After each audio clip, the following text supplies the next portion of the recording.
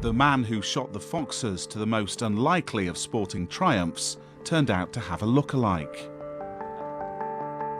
And the day after the Premier League title was confirmed, Lee Chapman's life changed when he got pulled onto the team coach. They were all laughing, like jeering and cheering, you know, like, hey, like banter and, just... Hey, Jamie Vardy! Oh, it's not. Just mad. Lee Chapman, a postman. The next day, he was on a tour of TV studios. So there's the front page of The Sun. Right, where are we? Over here. There we are. There he is. You've been a Leicester fan in your life. Does life get better than this? We've got the photographer, there's your agent with you and everything today. We're having a party. Jamie Vardy's Vardy. But within weeks, the party was over for Lee, and he holds one man responsible for that. I am Lee's agent, yeah. It was a ride, but at the same time, looking back, it was only a ride because he was driving it the way he wanted to drive it. Here I am. This is a story of how a Jamie Vardy lookalike and a David Beckham doppelganger got conned, and it was all spotted thanks to a young George Best. You've got a few Champions crisps as well. Lee has his own trophy cabinet full of mementos from a crazy summer. I think all Leicester fans have got one after last year, so I just created mine really. Hopefully a bit unique. And when you look at it, does it just bring back lots of happy memories? Some not so good. Inside Out first caught up with Lee at last year's Ladies' Day at Leicester Racecourse. Behind it all, pulling the strings, was his agent. Yeah, it's James Austin and it's AUSTIN.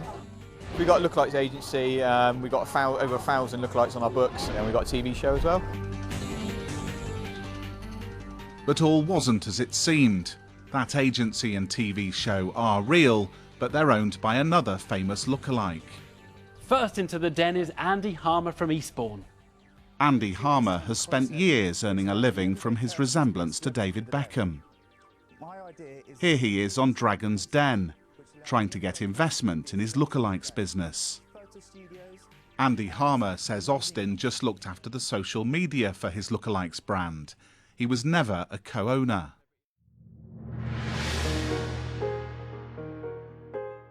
We've seen numerous emails sent by Austin where he claims to be a director and owner of the lookalikes agency and its associated TV show. Unfortunately for Lee Chapman, the misrepresentation didn't stop there. For every booking, Lee should have received 80% of the fee, pretty standard for this kind of work. The agency gets 20%, but Andy Harmer says he agreed Austin could receive half that for any bookings secured through Twitter.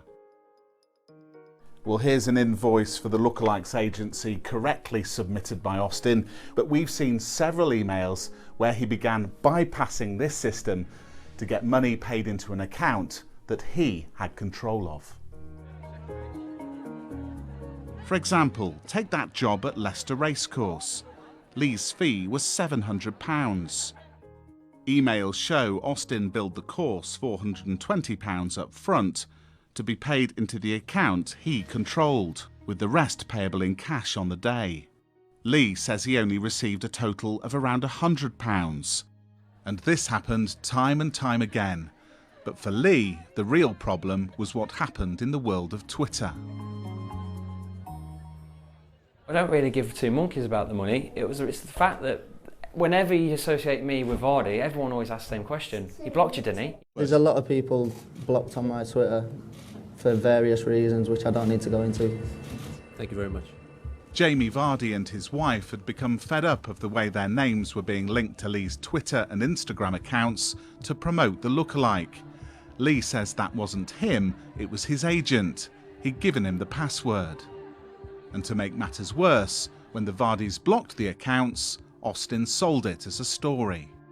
I've seen the invoice. He sold that story himself behind my back and got the money for it. He created it. What I can say is that we don't know what we've done. Lee doesn't know what he's done. Yeah. Okay, Sad. brilliant. All right, mate. Thank you very much. Thank you, Simon. Okay. Austin pocketed £750 for the story, in spite of the damage it did to his own client's reputation.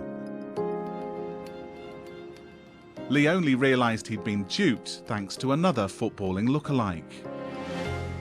Mark O'Hare sometimes works as a young George Best. Lee had asked me about payment for doing, lookalike gigs. He had said he hadn't received any payment, or he had received very little. So that baffled me, obviously seeing the PR and the press that Lee had got since early May. Mark worked for Andy Harmer's Lookalikes agency and knew the truth. Austin told me that he was a co-owner of Lookalikes. He mustn't have known that Andy Harmer's a friend of mine outside the lookalike business. Lee's a nice guy. For him to be doing all this work and not getting paid for it, and to be totally duped the way he has been, it's a total con. Lee's had to work extra shifts to make up lost earnings from his time as a Vardy lookalike. So it's a bit of a wacky world being a lookalike. People expect you to be good at football or, live a bit of a high lifestyle, have a lot of money. I'm just me. Ready? Yeah. Go. That's it. The irony of a lookalike is it's like a fraud, isn't it? Really, he's a fraud. He's not who he looks like, he's someone else. A fraud got frauded. Yeah, not cool. Austin was actually more of a fraud than Lee could possibly have imagined. Take a look online for Jamie Austin and his hometown of Weymouth in Dorset, and his criminal past becomes clear. In 2008, he admitted using his own grandparents' identities to commit a fraud totalling tens of thousands of pounds to pay off gambling debts. Then, in 2011, he was arrested for passing fake notes at Royal Ascot. When he was convicted in 2012 and a number of different offences he'd committed were brought together, Austin was jailed for 2 years.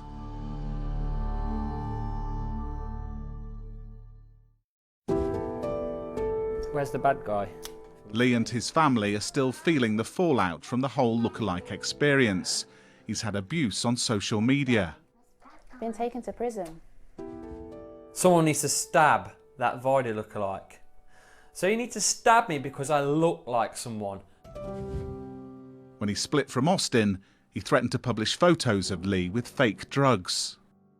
I went to the police regarding this and I did a professional drugs test and I'm completely clear. And the repeated use of one word online has had a direct impact.